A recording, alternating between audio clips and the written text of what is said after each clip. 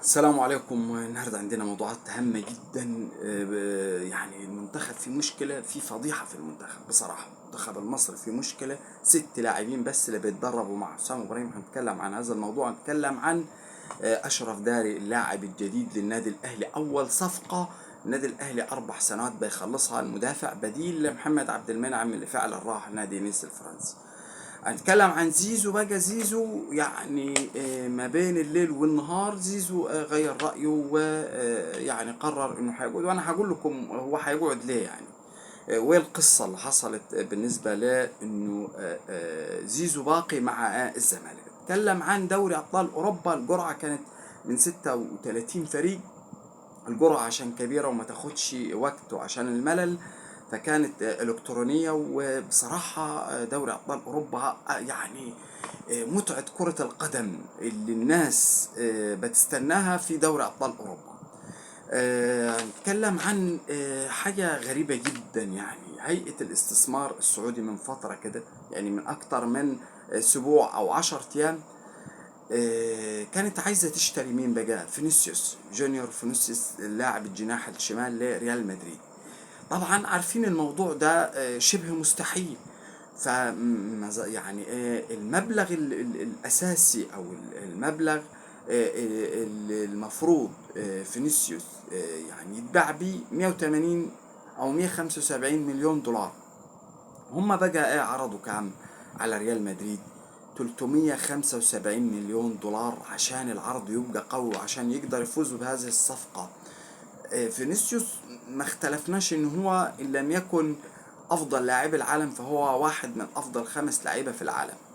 سرعة ومهارة غير عادية وهداف وكل الصفات. يعني اصلا امبابي بيلعب اصلا جناح شمال، مش بيلعب راس حربة، ومظلوم في الريال بسبب هذا الموضوع، وفي مشكلة كبيرة طبعا في الريال بسبب هذا الموضوع. لكن مستحيل مستحيل فينيسيوس يكون احتياط. طبعا ريال مدريد رفض، وعنده لسه سنوات مع فينيسيوس، والفكرة اترفضت. بس انا بتكلم عن هذا المبلغ الضخم. يعني ده مبلغ خيالي. وبعد كده بتتكلم عن نادي الهلال برضو عرض على كومان 65 للبايرن، وهو ثمنه 50. يعني في زيادة 15 مليون دولار لهذا اللاعب، وفي السنة ياخد 40 مليون دولار. مبالغ رهيبة جدا على الدوري السعودي. الدوري السعودي لم يثبت وجوده انه هو دوري يعني عالمي.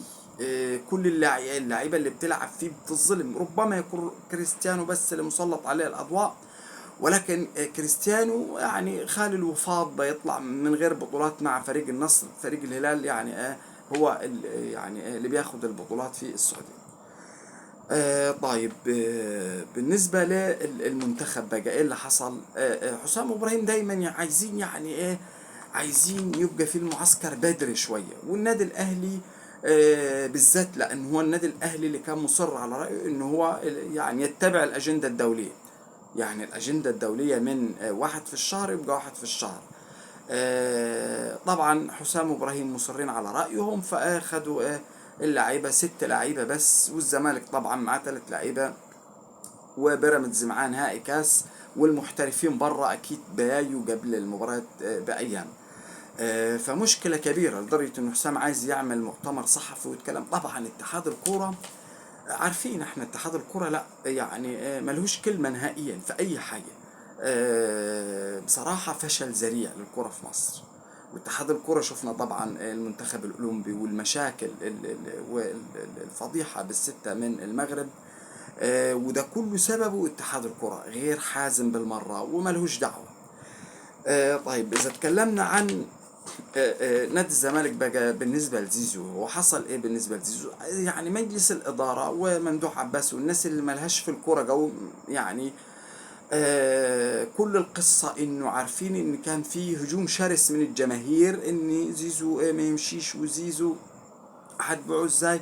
رغم انه قلت لكم لصالح نادي الزمالك ان زيزو كان يتباع. اولا انت هتستفيد بمبلغ مالي ضخم جدا. ما اعتقدش ان في لاعب سوى يعني اللعيبه المميزه جدا زي صلاح وغيره انه في 6 مليون دولار. ولو نيوم على فكرة هيصعد، لأنه ده درجة تانية بيلعب له حجازي، فريق يعني هيصعد للدوري السعودي السنة الجاية، ياخد $1,000,000 إضافي، غير إنه زيزو هياخد يعني مبلغ خرافي مع هذا الفريق. مجلس الإدارة بدأ يزود الفلوس لزيزو عشان يقعد، وبالتالي زيزو كل القصة زيزو هو رضي يقعد ليه، لأن زيزو أصلا هيطلع فري بعد كده، يعني هياخد سنة أو سنتين بالكثير ويطلع فري. الزمالك أصلا هيخسر بسبب هذا الموضوع، ولكن مجلس الإدارة كل اللي يهمه إنه يعني يوقف هجوم الجماهير عليه شوي، وطبعا ده في غير صالح نادي الزمالك. طيب بالنسبة لأشرف بن شرقي، زي ما قلت لكم أشرف بن شرقي يعني بدأ يعني يغالي شوية في الأجر ولفترة طويلة، فنادي الزمالك بدأ يصرف نظر عن هذا اللاعب. في لعيبة تاني، بس مش بنتكلم عن لعيبة هنا عندنا غير لما يكون اللاعب يعني مضى ووصل مع الفريق فعلا بنسبة 100%. يعني زي مثلا أشرف داري، لاعب خلاص رسمي في النادي الأهلي، واثنين لاعيبة إعارة، يوسف أيمن ويحيى عطية الله. نادي الزمالك ما فيش، لا لسه رسميا هو هيتفك القيد زي ما قلنا، لكن لسه رسميا لسه ما تفكش القيد. والصفقات اللي بيتكلموا عليها بره دي ما بتكلمش غير لما يكون مؤكد 100% انه ان الصفقات عموما، هي الصفقات زي ما قلت لكم هتبقى صفقات يعني بص كده الزمالك منشل نشين عليها، يعني هي صفقات مش سوبر، مفيش ملايين الدولارات والكلام ده. اللي لاعب حر ملوش نادي، يعني اللي لاعب خلاص النادي بتاعه مش عايزه، يعني حاجات زي كده يعني، بس مفيش صفقات سوبر بالنسبة لنادي الزمالك. النادي الاهلي عنده يعني زي ما قلت لكم بطيء، وهو بدا يتحرك، يعني اهو اشرف داري اول، لا بس ده طبعا مدافع قدام مدافع. لسه النادي الاهلي رجليه متكتفه شويه بالنسبه للصفقات، لسه النادي الاهلي عايز اتنين مهاجمين، عايز واحد جناح، عايز لعيبه بدل اللاعب اللي بقى يمشي، لازم يبقى فيه لاعب مقابل ليه. وزي ما قلنا لعيبه لازم تبقى على قدر الحدث، والنادي الاهلي عايز لعيبه مميزه للمسابقات اللي هيخش فيها القاريه الجديده اللي اتكلمنا عنها بالامس.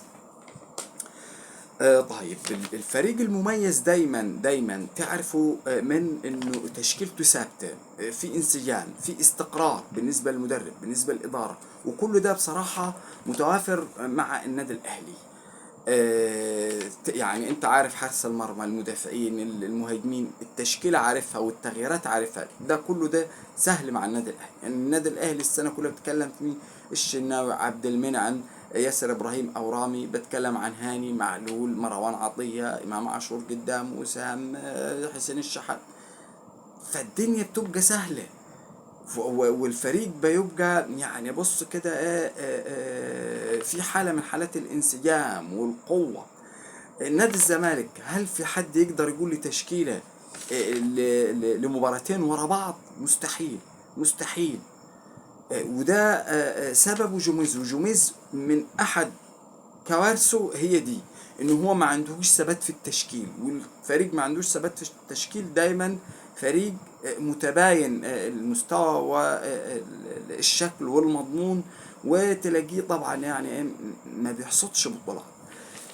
طيب دوري ابطال اوروبا، دوري ابطال اوروبا بص كده يعني فريق السيتي في مستوى لوحده خالص خالص، غير كل الفرق اللي في العالم.